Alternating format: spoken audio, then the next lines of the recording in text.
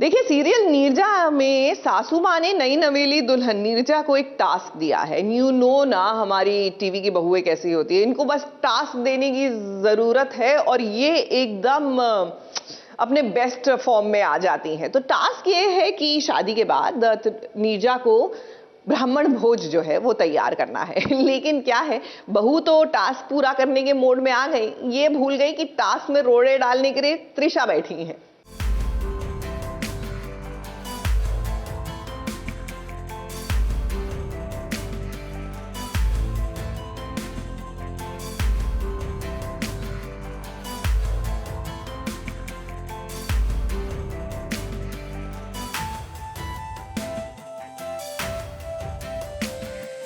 खाने में छिपकली।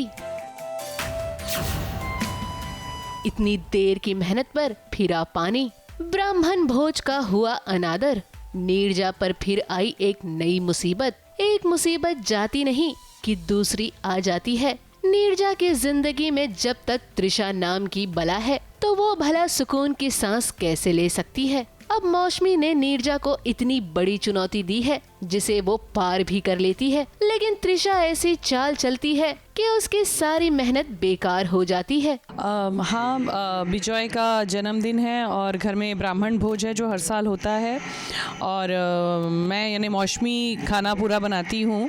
लेकिन इस बार मेरी तबीयत ठीक नहीं है तो मैंने कहा कि मेरी बहुएं हैं वो बनाएंगी।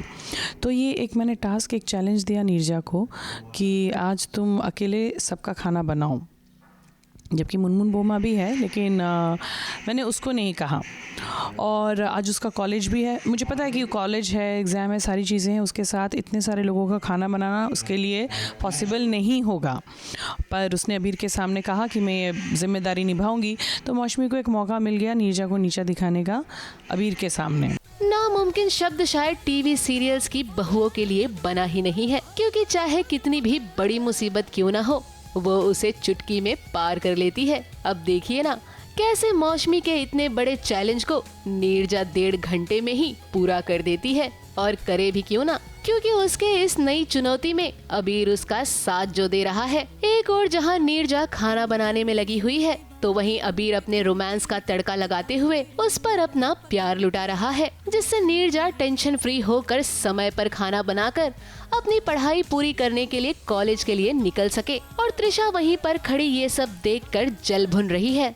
कोर्स किसे जेलस फील नहीं होगा अगर तुम अपने प्यार को किसी और लड़की के साथ खाना बनाते देख रहे हो, उसके बाल ऐसे पीछे कर रहा है, वो रोटी बना रहे हैं वो लोग दोनों। मुझे तो बड़ा जेलसी हो रहा है, बट ठीक है, अब क्या कर सकते हैं। मैं देख रही हूँ दूर से, पर ऐसा हो ही नहीं सकता कि मैं उसे उसका खाना पूरा करने दूँ।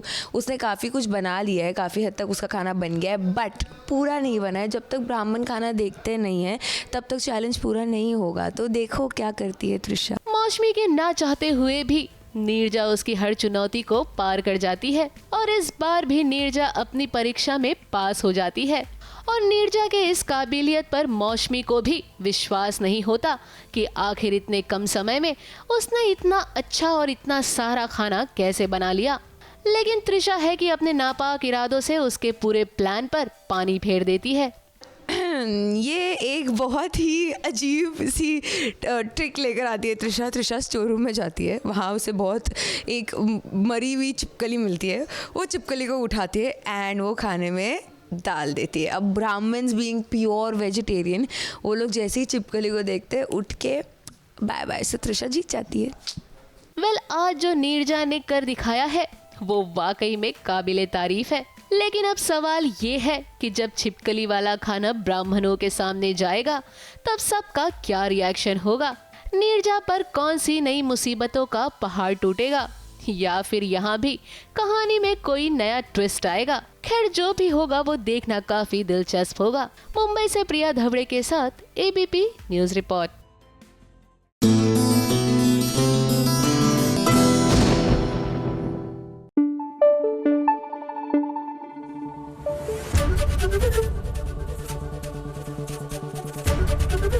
एबीपी न्यूज आपको रखे आगे।